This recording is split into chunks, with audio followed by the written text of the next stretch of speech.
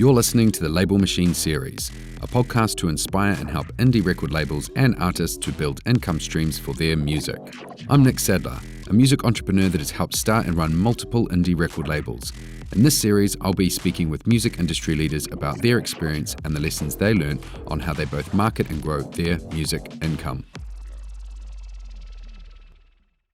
Welcome to the Label Machine series, where we discuss with our guests how artists and record labels sell music. Today's guest is Kaytee Long Becker. Kaytee is president of DIY PR Group, a full-service public relations firm which is experts in Los Angeles, New York, and Nashville. The clients are based in the United States, London, Singapore, Spain, and Stockholm, and have been featured across the biggest publications in the world, including Rolling Stone, Billboard, Newsweek, and Forbes. She is also the creator of the DIY Music PR method, which teaches indie musicians proven methods and industry secrets to make an artist irresistible to media. In short, Kaytee helps creative leaders get the visibility that they deserve. Kaytee, how are you today? I'm great, Nick. Thank you for that introduction. It's awesome to be here. I'm really excited. Oh, well, I'll kick things off as in typical fashion and ask you how you got started in the industry to a story of sort of to where you are now. Yeah, absolutely. Well, it all began when I was born into a family of musicians and artists. So it goes way back, and my interest in, the artist perspective and involvement in the creative process goes back to when I was a little girl, to my earliest memories. So I've always really been passionate about the entertainment industry and just the artistic industry in general and the artistic process. So fast forward many years, I majored in PR in college and with a minor in Spanish. And then I moved to Los Angeles. And I worked in film and television actually for many years. And I worked on Academy, the Oscar campaigns and Emmy campaigns and all of that fun stuff, all the award shows, and worked with the major studios. And it was a blast. It was a great, great experience. And then, I've always been very passionate about music. So I started a DIY PR group, and the beginning was actually this academy that you mentioned, right? So it's the DIY. It's recently been rebranded as the DIY Music PR Academy. Originally, it was the DIY Music PR Bootcamp, and it's an online course that teaches indie musicians how to do their own PR. So I saw the need for that in the industry because a lot of times independent artists don't have the budget for publicists to hire a full-time publicist. But, with my background and how passionate I am about helping the artists get the word out about their art, and I feel so passionately that everyone should have a fair chance to do that. The way that I was able to contribute to the industry was to create an online course that would help people do this and provide it at an affordable rate. So that's what I did. And then the company just kind of took off as far as full service clients. And it's been a really amazing ride. I'm so blessed to work with the artists that I do. And then this past, I got married in May, and on our honeymoon, I had this.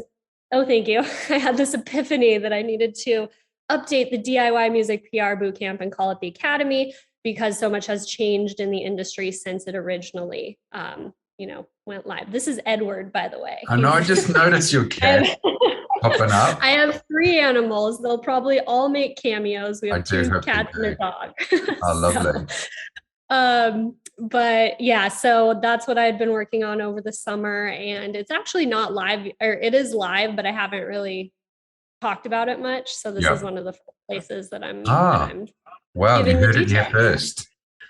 Yeah. So am I right in thinking that the boot camp / which is now the Academy started first, like I think 6-7 years ago, and then did you just realize that people were like, hey, thanks for teaching me, can you actually just do it for me? And is that sort of what what was born about the DIY PR group?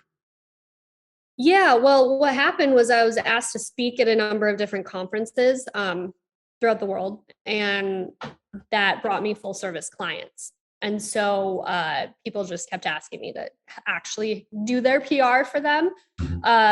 And so that's how that grew. And it's just been word of mouth basically since then. Interesting, and I think we'll get back to it as well on that balance. So you have these full service clients that you now work with. Very quickly, what are your main activities day to day with working with these clients? My main activities, well, they kind of they definitely span all over the place. You know, for my core clients that I've had on my roster for a long time, I end up working with them on licensing deals and finding agents and stuff that is totally outside the realm of public relations. But at DIY PR, we offer coaching, we offer the PR packages, we offer Spotify promotion, and obviously the academy. So there are things that, like the day-to-day things throughout all of that process, those processes. For PR specifically, which I think is what we want to focus on, it's day-to-day follow-up and pitching of music media. So that's the core of what publicity is, and creating relationships with those writers and getting your music featured by influential blogs and publications, so that you then have credibility, so to say, in the industry. You can build your online presence, your SEO, your search engine optimization, and just your general online story. It also gives you great social content, of course, and low-key bragging rights. But that's basically when it comes to just conventional PR, that's what I am consistently working towards on the day-to-day for each of my clients. It's interesting. So I guess then, yeah, beyond that, what you alluded to at the beginning is you're sort of, by the sounds of it, doing artist management to some degree with some of your clients. You're not the first person to say that. Yeah. I mean, it's funny. Yeah. You were saying earlier that you want to help people, artists, get their music, to the wide world and spread their message. And that's exactly what my kind of mission is as well. It's exactly the same thing. And I do artist management as well. And but a big part of that is doing music PR, doing paid advertising, Spotify campaigns. So I feel there'll be some clients where we probably have very similar roles in that way. And I was speaking to someone earlier today, and I think it's the trend of the music industry that we do wear many hats these days, especially in the independent sector as well, where you might not have the budgets to have individual teams on everything like a major label does. So that's really interesting. Well, and think about, just to interject there, think about what the artists have to go through too. This firsthand. We're all entrepreneurs in this scene. I think the artists more so. I mean, I am an entrepreneur because I started a business, same as you. But the artists are being forced now in this day and age, to literally learn every facet of being an artist, whether that's PR, whether that's learning an instrument, or if they don't have a manager, or doing ads and how to promote everything and when to get their distribution in on time and what needs to be done there. So yeah, I think that's just kind of the wavelength of the industry now, which can be kind of frustrating. I find that is one of the biggest challenges for the artists that I work with. I'm sure. So you mean for them to get their head around that concept? Yeah. Well, I have to agree. And what I use as an example is because I think artists have this not fantasy, but this idea of I'm just going to be in the studio being an artist, just creating music. And then I've got this team around me of when I've created all this amazing music, I'm going to go to parties, and then everyone's going to go and sell it for me and do all the promo PR, and I'm just going to show up. Sounds romantic. Yeah. Totally. Yeah, they're very romantic about it. And the reality is that's just not how for very, very, very few genius artists, maybe that is what happens. But largely, it's not. You have to understand the business side, and you have to, at some point in your career, like do the marketing, do the PR, and you know, when I look through history as well, some of the biggest artists, they're just natural born entrepreneurs. They totally get it. And the artists I've worked with, that have success very quickly, they get it. You know, if you're like, hey, we need you to do like a straight to camera thing for the social media thing because it's for PR, they don't go, oh, but I'm not going to look cool or anything. They just go, okay. And like, hey, can you do this mix thing for this? Okay.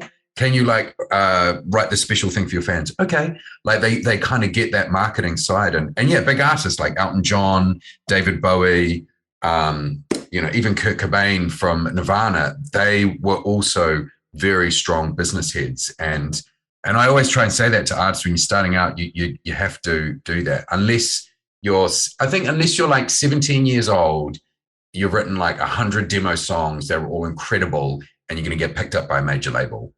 Then that's the romantic idea, right? I think then you can. But I mean, if you have the entrepreneurial flair as well, you're going to even just dominate harder. Well, and a lot of times, you know, with major labels, then the creative aspect gets taken out of the art. It's not so much art, right? It is a money machine, you know, which makes sense because it's an industry. But a lot of times what I've experienced with artists is that when they are signed, because there's this, everyone wants to be signed by a major label, you know, but I don't always suggest that, because if you're truly an artist and you're creating art for the purpose of creating art, right? You're not doing it for the applause. You're not doing it for the glitz and glamour. Then if you get signed by a major label, it's likely that creative aspect and your personal creativity is just going to be taken out of the equation. Yeah. So, you know, I think that's something, if there are any artists out there listening, they're like, oh, I want to get signed to a major. It's like, oh, that's super romantic and cool sounding. But, you know, there is an upside to not being signed by a major. And you don't need to. There's so many tools. No. I mean, you know, what we're doing as well, you know, you can build an independent team around you and have the same success that a major label artist would. And build your own vision. And then if you get hot enough, they'll come along and possibly pick you up and be, you know, the petrol on the fire and make things go nuts. Right. So speaking about artists and labels that you have or currently work with, is there any particular artists or campaigns that you're the most proud of working with? Yeah, thank you for asking that. I mean, I'm very picky about the artists that I do full service with, because you know, for me, music has a message. And a lot of the campaigns that I work with have to do with social justice, LGBTQ world, or I should say community. And that's where the beauty of PR comes. And there are multiple reasons for this, why that's beneficial and why it makes sense and why it helps support, you know, the bigger message of why we're all here, right? There's a lot of, I get really passionate about the subject because there's so much like shit out there and noise. And, you know, music is supposed to create emotion. Music moves people, and music, you know, raise your hand if music has saved your life at one point or another, you know, and that's what it is meant to be. And there's so much out there right now that just doesn't have any meaning behind it. It doesn't have a greater purpose. And so with my clients, you know, when they come to me with something that does, I just kind of jump for joy, because that's why I got into the industry in the first place, was to be able to make a difference, and help support people that are making a difference and have a message to share. So specifically, you know, I've worked, one of my clients, Maggie Zabo, she works a lot with the LGBTQIA community. And we've done multiple campaigns there. And she's been named, you know, a top Pride anthem for multiple of her songs. She has a Wow. song called Rebuild that came out this year, and she's doing the Palm Springs Pride Festival here coming up in November, and just like some Wow. really beautiful things. She everyone involved in the making of that music video is part of the community. She's not herself, she's an ally, but that was really special, and it got a lot of recognition. It was in Yahoo, it was in Queerty, it was in Mm. just a lot of really large publications in that community. So that was phenomenal.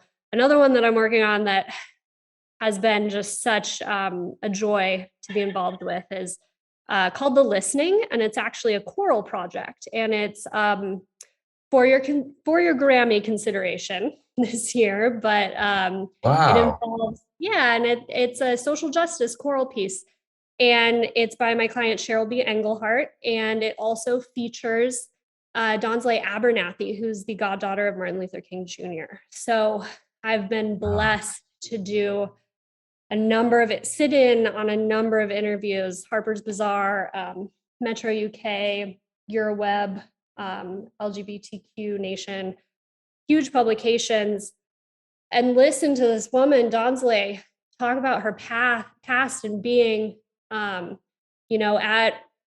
Dr. King's I Have a Dream speech, and walking with him from the Selma to Montgomery March, and just these beautiful stories and terrible stories too that have just moved me to tears. And the fact that Cheryl was able to create this piece that can tell this story and involve such important, members, people of society, and that have whose families. Her father is Reverend Ralph David Abernathy, who I've seen the petition. He signed the petition that made Martin Luther King Day so it's Wow. just a really beautiful thing. So that's been absolutely amazing. Cheryl is an incredible composer.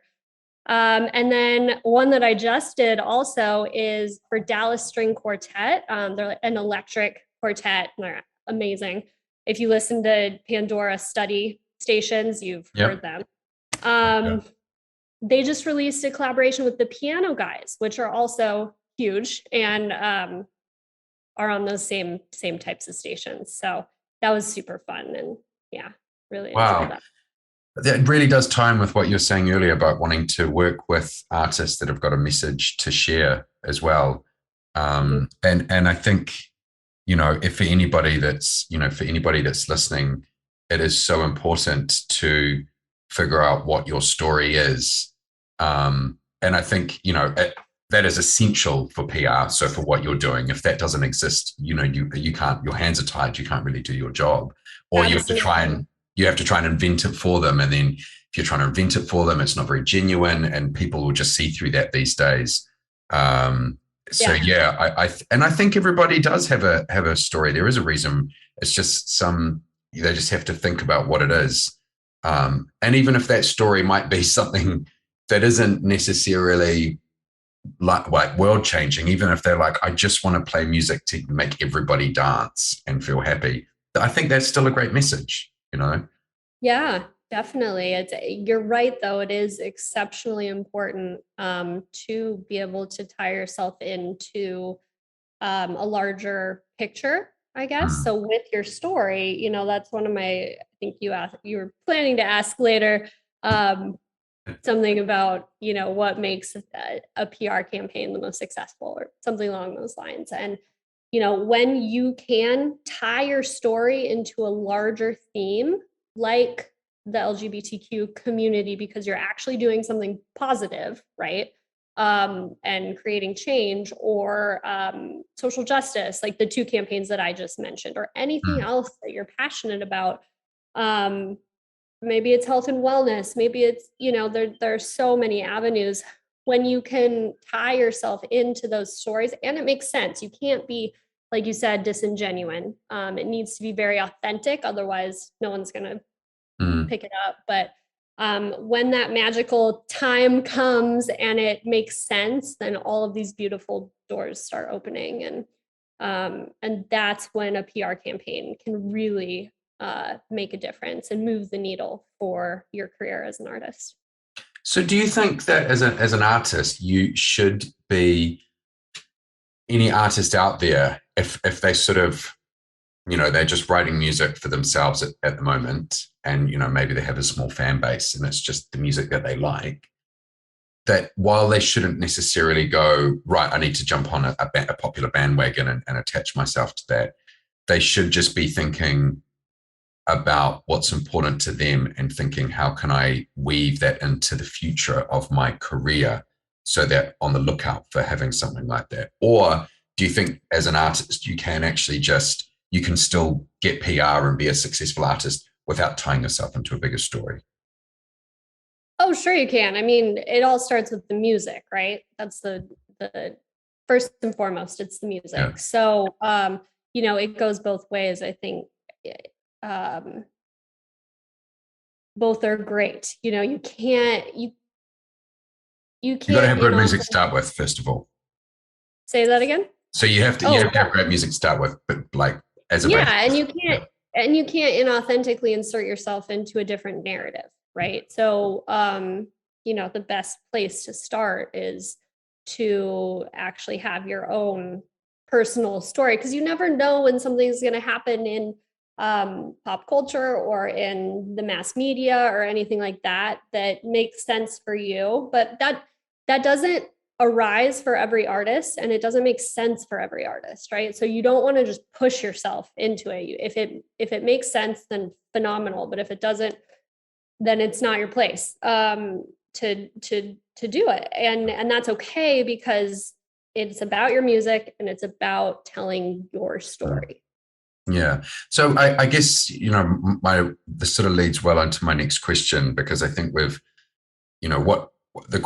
I wanted to ask is, what trends are you finding working for artists and labels to get their story across today? And, I guess we've already touched on weaving your story in with a bigger picture. And I guess, that's working as well. Aside from that, is there anything else that that's working these days for artists to get their story across? So that's the question I was thinking of for this, this bigger picture piece. But, I don't think it's so much trends. I think it's how you approach PR. And, right. The trend of doing mass email blasts is not a good look, so it's like actually thinking about how you can thoughtfully pitch writers who would be interested in your music. So you're researching and you're making sure that you're pitching the person at edm.com, for example, that likes your type of music and what they cover. So do they do interviews? Do they do premieres? What's a past article about an artist that's similar to you that would make sense for them to write about you, right? So it's like really doing your research. And PR takes a lot of time. So, that's why people hire publicists, because it takes a lot of time. But that's when you're actually going to get the most results.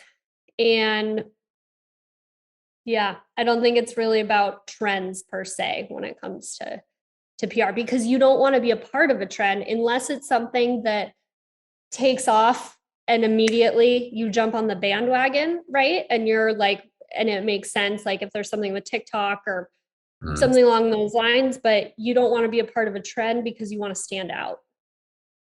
Because otherwise you're part of the noise. You can't, because you're a part of a trend and everyone's doing it. Like the Ice Bucket Challenge, you're not going to stand out because everybody's doing the challenge. Exactly. Yeah. If you start the trend, that's different. That's true. You get what I'm saying. I think as well, you're sort of starting to touch on what is good PR practice as well. And some of the things you're saying there, I was thinking, sounds so similar. Like, we have a PR course inside the Label Machine, and I feel like our methods are probably very parallel. But, so you're talking about, someone doing their own PR DIY. Now, you offer both PR services and a PR course, which seems to be a conflict of interests. So how does that work together? If someone had, to look at both sides and they've got either option, how are you going to kind of guide them through that side? Yeah, that's a great question. I've gotten asked that a lot. Or I've gotten publicists mad at me because I'm giving away secrets.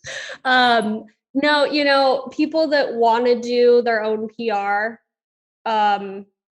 typically don't have the budget, and that's okay. That's why these resources are out there. People that do have the budget are backed by an investor, backed by a major label. They don't want to do their own PR because they don't have time potentially, or they can pay someone to do it, right? That's just like the truth of the matter, because PR is really, it takes a lot. You really have to dedicate yourself. I have a coaching client, her name's Phoenix. She is absolutely, she could go get hired by a publicity firm now. I've been working with her for the past few months, and she just released her second single, I believe. And she made doing PR for her previous two singles, which will lead into an album, basically her full-time job. She has like 3 other jobs that she's doing as well, because she's a badass. But she just dedicated the time to this, but it took a lot of time, right? So if that's something, and I think it's brilliant for artists to be able to do that, because then they understand the PR process. Because a huge piece about the disconnect between publicists and artists is that the artist doesn't understand what actually goes into the PR process. I posted a really silly thing on my Instagram story yesterday. Taylor Swift, like with her glasses, like bring them down. And I think the caption is, your client signed 2 days ago and calls you today and asks why they don't have any placements.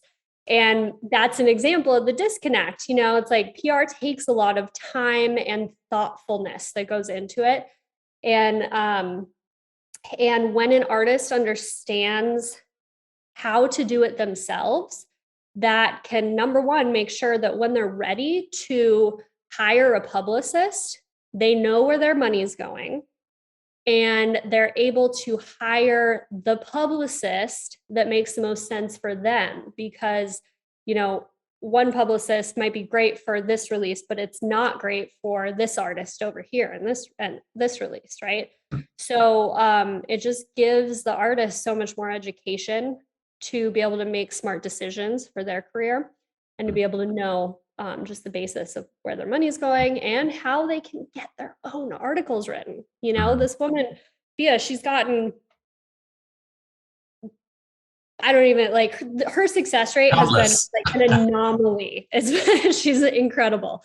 And so, yeah, there has not been any sort of conflict, because the people that want to hire me or hire a publicist, they don't want to spend the time on this. And the people that want to spend the time on it, they're aware of the commitment that takes, and they want that education, and they want to empower themselves with that education. So yeah. And they're totally different price points, obviously. So no conflict. But I do provide, I think, something that is really different about the service when I do provide full services. So full PR for the client. I also include the academy, because I want to continue to educate the person if they're willing, if they want to be educated about the process. I'm happy to do that, as opposed to just, here's our month sprint campaign, and then I'll see you later. And when you pay me again, then we can talk. That's not how I roll. So. Well, from a label's point of view, so listening to you talk through all that as well. So if you're a label and you've got a bunch of artists and you're releasing every couple of weeks, it would make sense for you to know how to do your own PR in-house, because you'll be doing, especially if you're a label that does a particular style of music and you're going to be wanting to reach out to the same kind of publications, it makes sense to build those relationships up. Because it's going to be cheaper for you in the long term, rather than hiring a publicist for all of them. But, I think with your model, they could come in, learn how to do it themselves. Hey, we've actually got a big album coming up and we've got a budget. We'll get you to do the full service on this and get that kind of extra layer. And I guess it's going to be really easy to then work with you, because you already told them the whole process and how it works. They're going to be, you're not going to have to educate them and be like, no, you like the images you need to be of this resolution. You know, you're not educating them on all these like bits and pieces and what they need to send over. And, you know, they'll understand that there's got to be the story, which I guess is going to make the whole campaigns a lot more successful. Exactly. Absolutely. So do you think you can have, in today's day and age, a successful career without traditional PR? Yeah, I mean, yes, you can. Once you're quote unquote successful, you know, whatever that means to you, the PR comes with it. Like,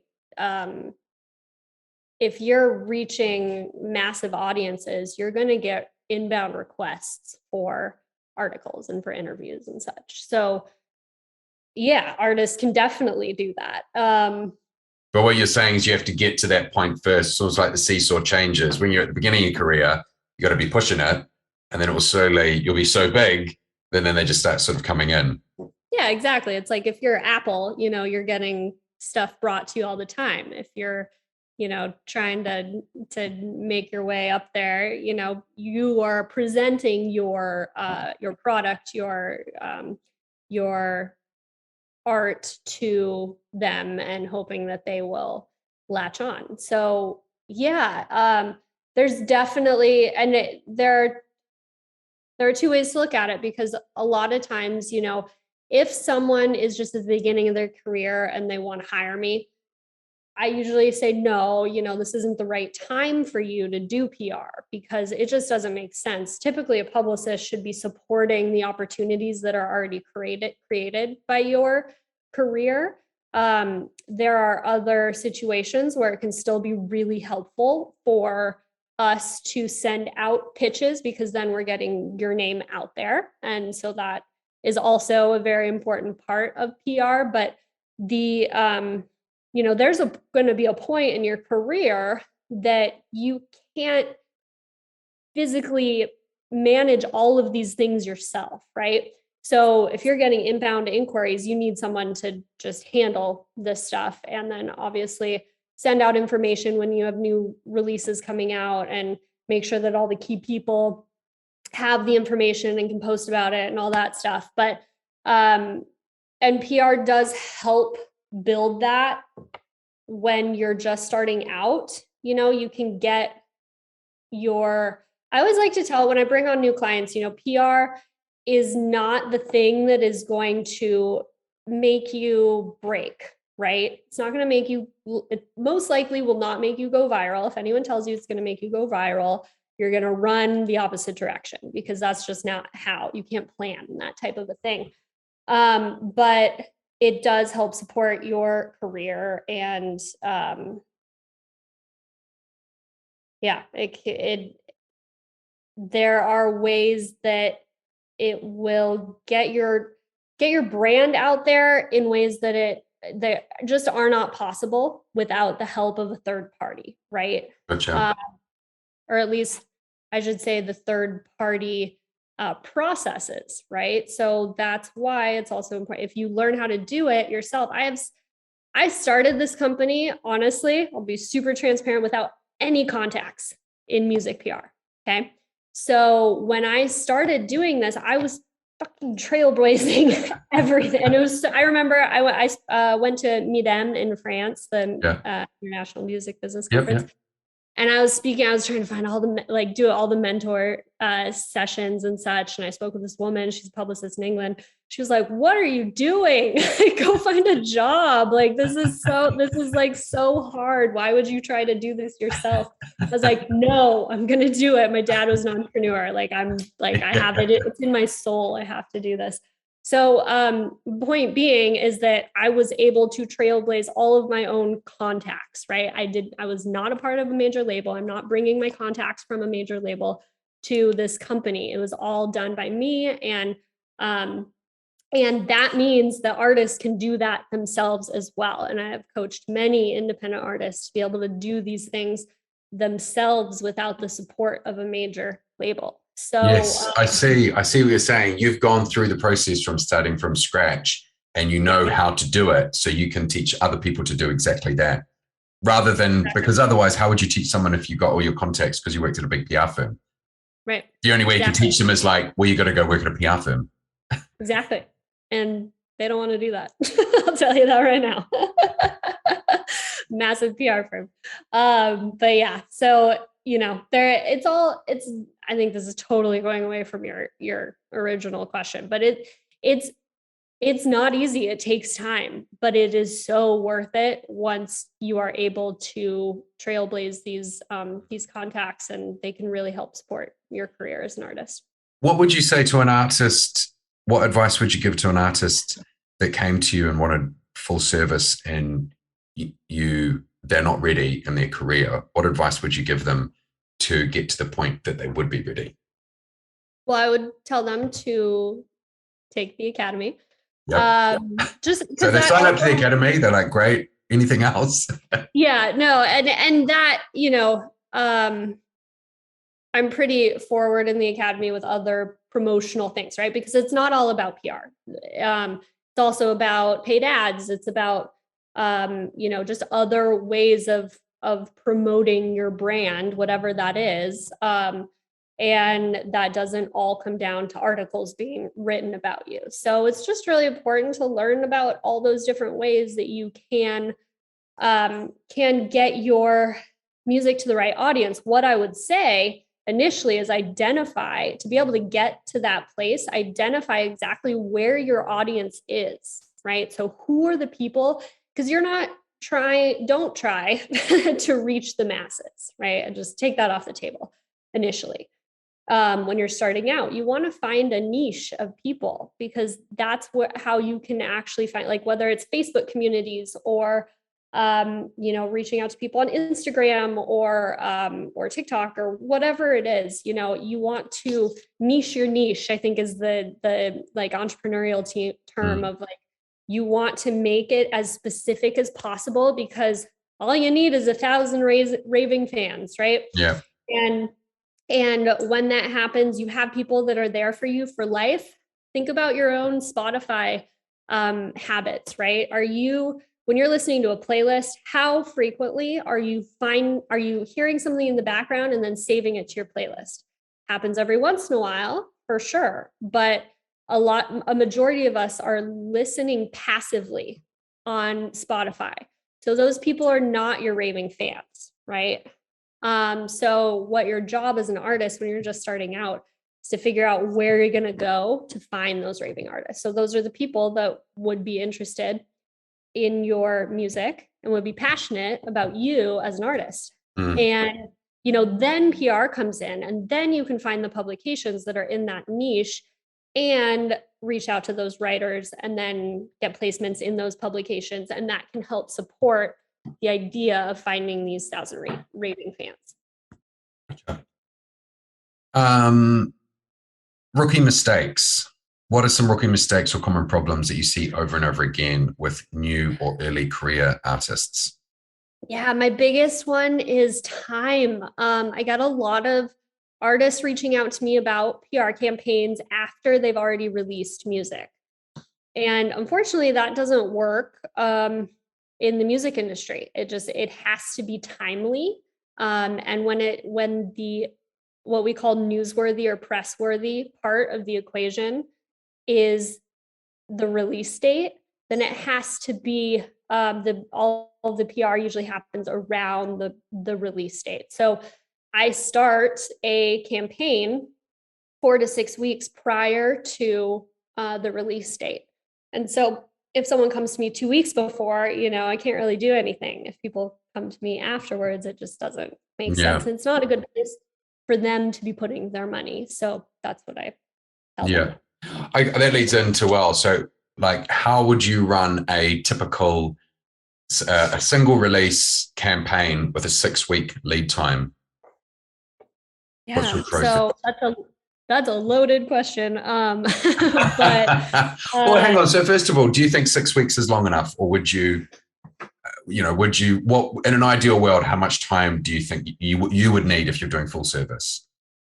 Yeah, I would say 4 to 6 weeks. It depends if it's a new client that I've never worked with. If it is, then I definitely want 6 weeks because I want to look at their bio. I want to look at all their assets and make sure, we're building a new list and we're just getting prepared basically and getting to know the client's voice. So in that case, yes, 6 weeks is great. If it's a client that I've had on my roster for a long time, then I can usually do it within a month. It's tricky though, because when you're working with writers, there's so much competition right now, right?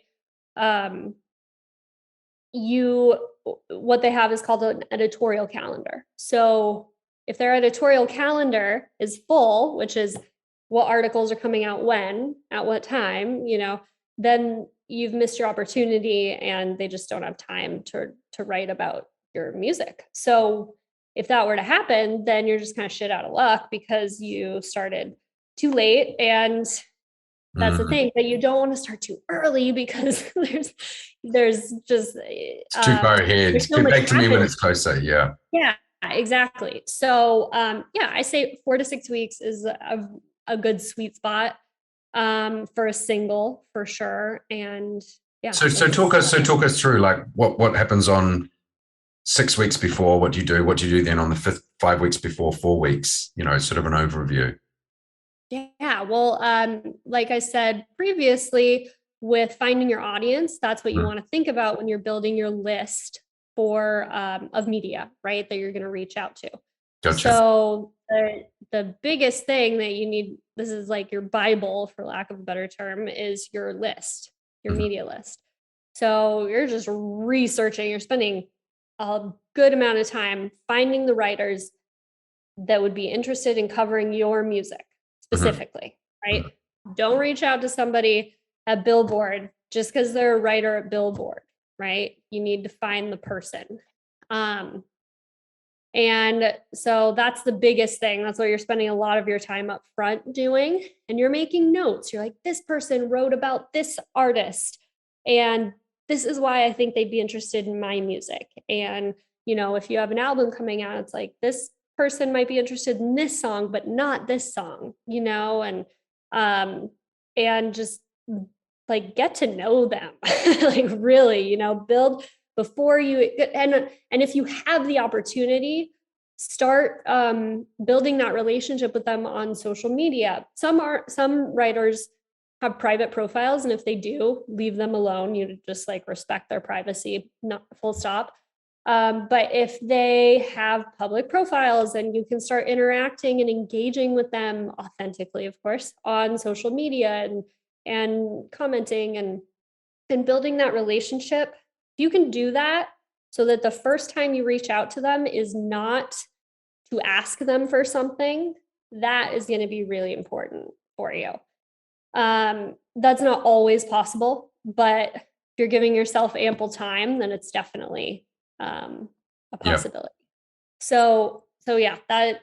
So you found your 15 people, and you've started following, and they support artists that release very similar music to you. You're following them on Instagram, Twitter, Facebook. You're retweeting, commenting on their stuff on Twitter. So they're kind of hopefully seeing you kind of, your reactions coming up. And you've done that over 3 weeks. You've got 3 weeks left. What are the next steps? Well, I would initially reach out to them via email at 4 weeks personally. Okay, and gotcha. I will, something that you mentioned, I would say numbers wise, have at least 50 to 100 people on your list. 50 to 100 people on your list. Wow. Okay. Because there's just, you're going to not get responses from a fair amount of people. And that's just how it is. Publicists deal with that too. And that's okay. So just like prep yourself with that now. And it's just part of the process. And there's a whole follow-up process. A lot of my results come from the follow-up. But part of it's a numbers game, because you do need the person to actually, even if you have an absolutely killer pitch, you need them to open your email initially, right? And sometimes that doesn't happen. Follow-ups certainly help, but you do want to give yourself enough people to give yourself a good chance at that happening. So, I guess everybody takes a holiday, right? Throughout the year, there's like 365 days of the year, 3 weeks of people on holiday, you've got 100 people. There's a portion of those people, most likely, when you reach out, they're on holiday. And you're never going to get that response. So yeah, I see what you're saying. It's the numbers game almost. So you want to get at least, so get 100 people, and then you're 4 weeks before you're sending out individual emails, or individual emails. So that's the time thing, isn't it? You're essentially writing 100 emails, 100 personal emails, and you're saying, hey, I love the article you wrote on your blog or something. Like, it's going to take you half an hour for each one of those. That's a lot of time. A lot of time. And you'll get faster at it as the time goes on, and you'll have certain stuff in your email that is just sort of a template, like that you're going to be including your socials or whatever it is. But yeah, you're definitely personalizing each one in a certain capacity. So it takes a lot of time. That's why I said a lot of people hire someone, because of the time that it requires. If anyone uses Gmail, I discovered a year ago that Gmail has a template saver built into it. You can go into the settings and say switch it on, and then you can just go. I've got a whole bunch of them now, auto responses, and I'm like, and it's just got the whole template. You just go new and build it. It's called where's my mouse gone? No way. I hit the 3 little dots and it goes templates, and then I've got insert template, save draft as template, or delete template, and they're all in there. And it comes up, puts the subject line, whatever your subject line template is, and whatever the message is. It's amazing. It saved me so much time, because I reach out to people as well. When I reach out to you. So when I reached out to you, the email about, hey, do you want to come on the podcast, was a template. Beautiful. Thank you for teaching me this. On Outlook, you can do like the send again button, right? But then you have to like change things and whatever, which is fine, but I don't use Outlook. By choice. And so yeah, that's great. I use Gmail. Thank you. Right. Save you a bit of time. So we're just watching time. Right, I'm gonna jump on to some sort of selling music trends. Now, I do know you work in PR, but I think some of these questions are going to be relevant to what you're doing. So I know you deal with Spotify playlists. With Spotify, what have you been finding works well recently with getting artists on Spotify playlists? On official playlists, like the official Spotify curator playlists, or not so much the curated playlist, because I know so much of that is algorithmic, driven by algorithms, and it's just about making sure you're doing an amazing promotion campaign across everything. You're doing PR, you're doing your paid PR, and etc. I guess to get on the curated playlists, if your aim is to get on as many of those, is there any techniques or anything you found that works with getting on those, or any kind of tricks or hacks? Yeah, I mean, first of all, I would say that that can be a really dicey game. What you need to do as an artist is do your due diligence and make sure that the curators that you're reaching out to or that you're speaking to are legit and they're not using bots, because a lot of them do. And if you all of a sudden have hundreds of thousands of streams randomly in their bots, that can get you in trouble with the Spotify algorithm. So you really want to be careful there. As far as pitching, make it as short and sweet as possible. So a PR pitch needs to include your story. A Spotify pitch does not. It can include, selling points, like selling talking points, like the previous release had 500,000 streams, or was placed on Spotify's official cardio playlist or something like that. Things that quick tidbits that catch the person's eye. But yeah, you definitely don't want it to be a novel, which you don't want a PR pitch to be a novel either. But Spotify, you have you have the right to make it just like super short and concise. You want to include the Spotify or the link. What's great about Spotify is that you don't need to pitch a month prior to the release, because there's so much happening within that time frame that your email just get pushed aside, right? You want it to be the week of release or after release. And in this case, you can do that type of promotion after it's released, whereas PR, you can't. So I'd also just be careful with, a lot of them are paid. And so are you almost talking about these companies that you see Instagram feed that will like, hey, we'll pay $100 and we'll pitch it we'll get it on X amount of playlists. Is that what you're sort of saying? Be careful of those. Because I personally like run away from those ones. I'm like, those are definitely bots. Or are you talking about even just other just genuine independent curated playlists? Yeah, well, the thing, I was actually talking to a client about this yesterday, and it's become a business, right? So it's really rare that you'll find a Spotify curator, an independent Spotify curator who doesn't charge, or maybe it's via Submit Hub or some other, thing, which they're still getting paid in some way, shape, or form through those. It's just different. You're not actually paying them. Yeah. Outright. Doesn't that go against Spotify terms and conditions?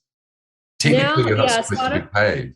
Yeah, Spotify is trying to really make that known. I got out of the Spotify game for quite a while because I was really frustrated with where it was going. I felt like it was really disingenuous to the industry, because everything, I'd spend hours researching these playlists that were perfect for my clients, and then the person would come back to me with, it's going to cost you this amount of money, and you're like, what the fuck? Like, this is not. Are you supposed to be into this because you like the music? Yeah, exactly. And so that was really frustrating. And then I came across some that were actually really, a reggae playlist, for example, that just is absolutely, there are no bots involved, because I've been a fan of the playlist for a long time. I know it's super, super legit. And, it's all like local to Hawaii, or very niche. And they still charged a nominal, but still a fee.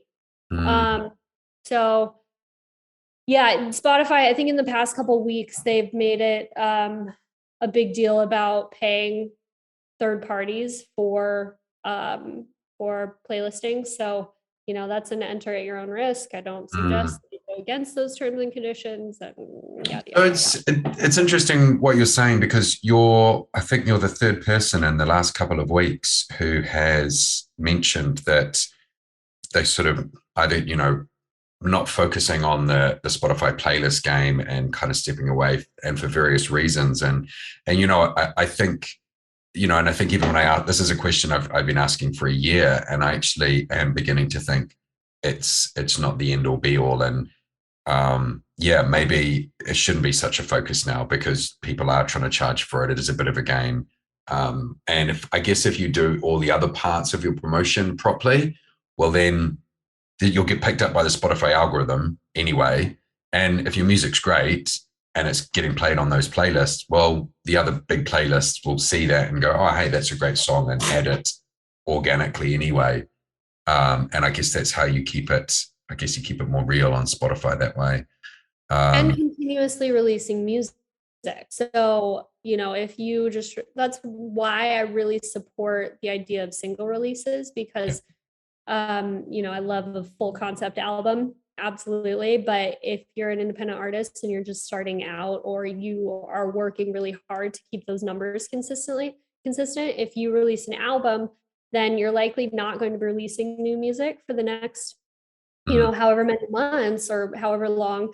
And then that'll cause any traction that you gained with your album release to just And so you want to avoid that, and the way that you can do that is by continuously creating momentum by releasing singles. Agreed. I mean, in the electronic world where I've spent a lot of my time, it's the standard. You just release singles, you do remixes, which are essentially like a remix single. maybe EPs, the occasional like 3 or 4 track EP, and Yeah. you do that for 4 or 5 years, and then you release an album. And all the artists I've worked with that have, they've gone on and been really successful. That's the model I've used. I don't know whether that's. So go on. Oh, go ahead. No, I was just going to say, I don't know whether that's just the way the electronic industry just kind of works, because I do see in more indie rock singer-songwriter, they have this like, I'm going to record this album, and they have all that, and then they're like, oh, now I have this album, and now I kind of want to release it, and it just doesn't sell because they haven't been building up their audience with loads of singles. I feel like there's a sort of a story arc more so with a lot of like the indie rock and that type of vibe with such. It's more just like the single is all that's needed. It's not a full-fledged story. I'm a big fan of EDM music, and I just have to do a shameless plug for one of my clients who is the featured artist on the next Morgan Page song, Maggie Szabo. Are you familiar with Morgan? Yes. Yeah. Okay. Wow. I figured. So that it's called Sweet Illusion, and it's coming out on November 5th. So Sweet Illusion. And one of my other clients, I should have mentioned him actually in one of the campaigns that I just absolutely loved. His name's Ellis Mia, and he's a songwriter. He's a platinum songwriter. He wrote on the last BTS album, and the K-pop group.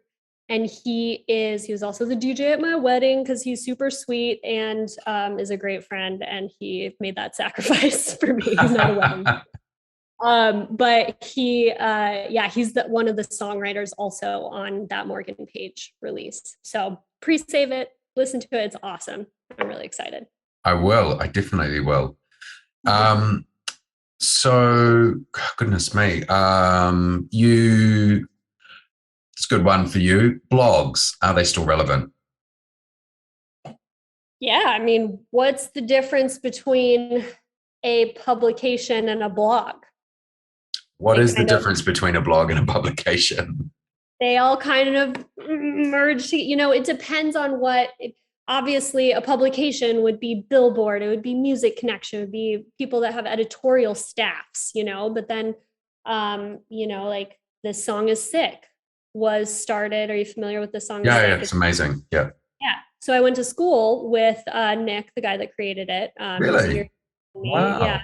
In Greeley, Colorado, and Farmtown. And it started as a blog, right? And now it's a huge, you would call it a publication, but it was originally, it's a blog, I had stuff published on there years ago, like, because he was a big supporter of like a lot of the early EDM stuff I was involved in.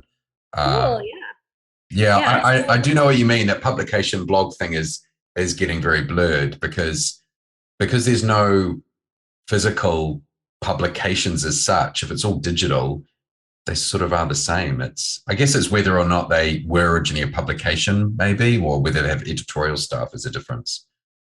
Yeah, like I would never call Billboard a blog, right? Even though they do have a digital publication as well as print, but but yeah, they're when it comes to like the more like EDM Joy or EDM Identity or any of those, or we're in such a world of influencers, and influencers sometimes have blogs, and they have massive followings. So I wouldn't call those publications, but I think they can be not interchangeable, but the purpose is the same. The purpose is that they have a large audience and you're getting your music featured by that publication or blog. And that's the point of PR, because you're introducing yourself into in front of a new audience. And you're utilizing the blog or publication's audience to do that. I think it also does as well. It does give you bragging rights as well. Like, hey, I just got featured on this blog, and you do like a little Instagram stories post about it.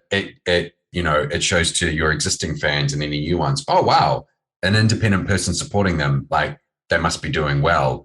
And then I think as well, you can sort of add that to your just general story, isn't it? When you're speaking to anybody in the industry, they're like, okay, cool, you're getting featured. Whether or not you're working with a publicist to get that happen, but if you are, that means you're investing in it. It means you're serious about your career, and I think that shouldn't be overlooked either. No, you're absolutely 100% spot on there. It does give you humble bragging rights, it's like, because it's human nature that if someone else is speaking about your music, it's going to give the like third parties, the people watching, they're going to be more interested because they're like, Social oh, proofing. yeah, it's social proof. It's that someone else is talking about your music. It's not just you talking about how great your music is. So yeah, there's definitely, it helps build your credibility. It helps build your story. It's a great talking point. It's a lot of good stuff. When it comes to social media, for your clients, what platforms, and let's keep this to the last 6 months, are you finding it getting the best response, across YouTube, SoundCloud, TikTok, Twitter, Instagram, Snap? Yeah, I mean, it depends on the client. So if it's Dallas String Quartet, who they have a lot of people on Facebook still, then you want to spend time on Facebook. They're probably the only client I have right now that I would say, like really drive home on Facebook. Instagram, definitely. TikTok is the other one that is really, it seems to be making quite a splash for people. And TikTok campaigns and all the influencer campaigns and stuff, that's a whole nother topic of conversation. I said, Do you have a TikTok account? No, I don't. You're resisting. You're resisting. I just launched one last month, and I managed. Cool. Yeah, I spoke to a few people, and I just realized it's going to be one of those things that, like, because I think I didn't get an Instagram one for a while because I was like, oh, it's another platform. Yeah. And then I was like, oh, I should have done that when I set it up. I was like, I should have done this ages ago. And I thought, you know what, with TikTok, I think I'm going to do the same. But it took a few months to figure out what I'm actually going to kind of do and say on there. And I do it through the Label Machine as well. It's not a personal one. And, and I just basically give like quick tips on stuff, 3 great websites to do stuff. And we get, the interactions we get are so much higher than what we get on Instagram at the moment, which is great. So maybe I'll do that. I've been flirting with that idea, but because I watch things on TikTok, but I've never like created. So maybe you're inspiring me to do that. Yeah. Look at Rebecca Smart Balkan. She was the sort of one that sort of convinced me to go over. One of my team members has sort of gone out, and once we sort of figured out what the story was, and just giving like quick tip type things and cool websites and cool tools, we're just gone. He's just gone off and created this massive list for me, and it's just in an Excel spreadsheet. And so I just pull up my phone and okay, what am I doing? Right, and I sort of just do it to the camera, and brilliant. And that's it. And then it's just like he puts some music underneath it, and it's done. And it's and then also repurposing any other content on YouTube and stuff, getting out little tidbits. So I'll see how it goes. I'll see how it goes. Interaction. Is it at the Label Machine? Yeah, just at the Label Machine. Yeah. Okay. Cool. Yeah. I'll check. So yeah, I mean, so I interjected with the kind of TikTok conversation. Yeah, and so I guess you're saying TikTok, Instagram. That's what a lot of people are saying is sort of the best place for music these days at the moment. With paid advertising, do you? I think you said you help clients do that. I mean, do you help them directly, or do you sort of, well, whether you do or don't, what have you been finding works recently to kind of get the message out? Yeah, I tend to oversee what's happening with their advertising. I don't really do it hands-on with a couple of people, but that's not like one of my offerings. But what do I see? I see Facebook and Instagram, who are, one massive company now. Of course, yeah, Facebook and Instagram ads. I mean, I guess has there been a campaign in the last 6 months that you can sort of like what the strategy that they used that you thought worked really well? Yeah, I think growing your email list is the best strategy, and doing that with paid Facebook and Instagram ads seems to work really well. I've seen artists, spend $2,000, make $10,000 type of So what are they doing specifically? Like, are they just saying, "Hey, give me your email address"? Like, what's the call to action? They're providing some sort of value. So that will depend on the artist, whether it's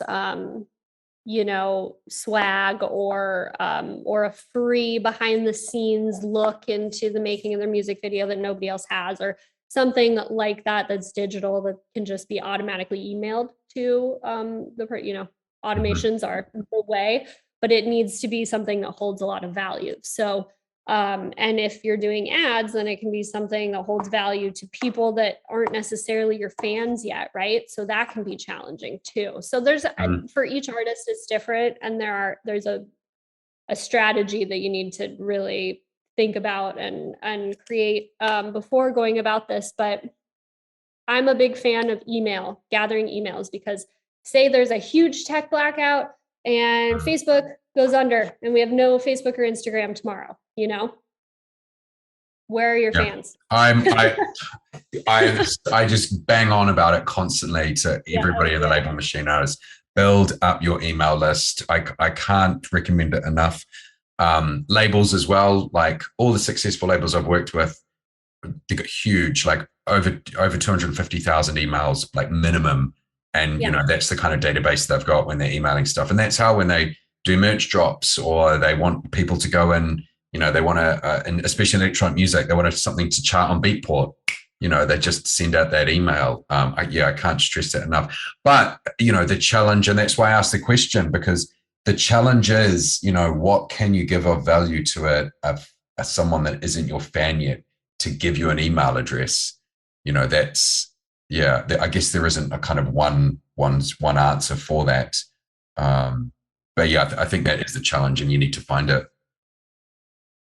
Yeah. And, maybe it's something to do around a holiday. Maybe it's like, here's a Black Friday gift that you can give to your mom. Or I don't know, like something that, but and it's not a one-stop shop. That's something that you really just have to come up with that has to do with your personal brand. I'm actually having, in the next week, I've got one of my clients, Siren, and we're trying to figure out what that kind of digital thing is that we can give away. NFTs are all the rage, right? Have you been into NFTs at all? Yeah, I'm watching it closely. I've got a bit of crypto myself, and I've sort of been. I got into crypto. When did you get in? Years ago. I've had Bitcoin for a while, so I've been quite lucky when it did that like peak thing recently, which has been great. So I've got some nice capital there. But I've been watching the DeFi, kind of more working in that place. So I work in film as well. I have a film production company, First Flights, and we're looking to do crowdfunding with crypto, and the rewards are NFTs. So we're setting up a platform for that as well. So, and that's just a recent thing. So I'm actually just kind of getting into this rabbit hole of it all now, and reading a lot of things, watching a lot of YouTube videos. So in a year's time, we can have another conversation, and I'll probably be far more knowledgeable on it.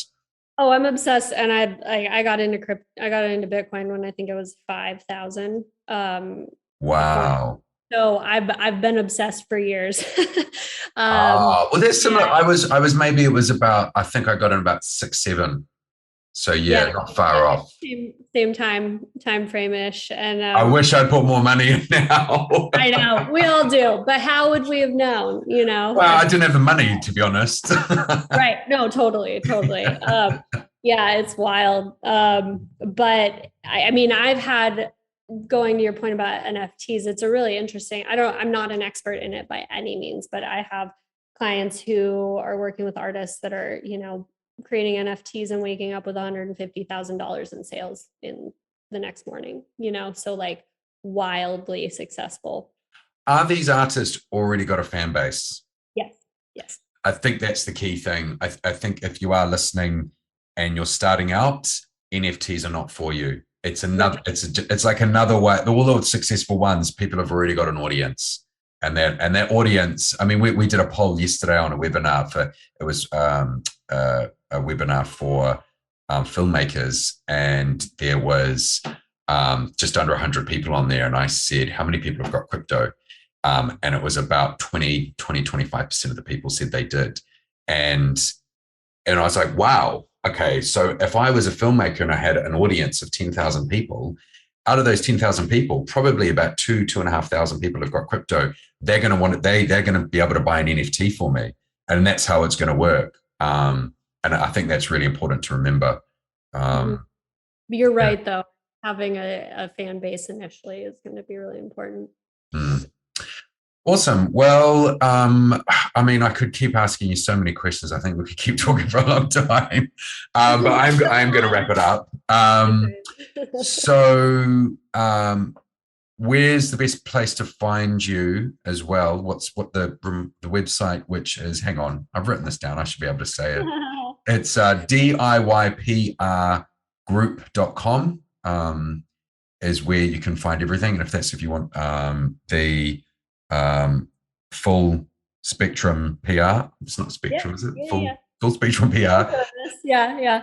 And also, if you go to the on the offers you've got there as well on the DIY course, if you use the code TLM, you can get 25% off. So thank you so much for that, Kaytee. So let me just say that's because that's a different website. The Academy is different. So DIYmusicpracademy.com. Gotcha. Yeah. And although I do know if you do go, you can get there. If you go to the main website and go to services, it's listed on your menu. If you click on that, it takes you to the new website. Oh, you're right. Okay, thank you. Yes, I forgot. You're so right. Yes, so if you go to the main website, go to services, you can go to the program, the DIY program, get 25% off with code TLM. And I believe there's also you've got another free download as well. Do you want to tell us about that?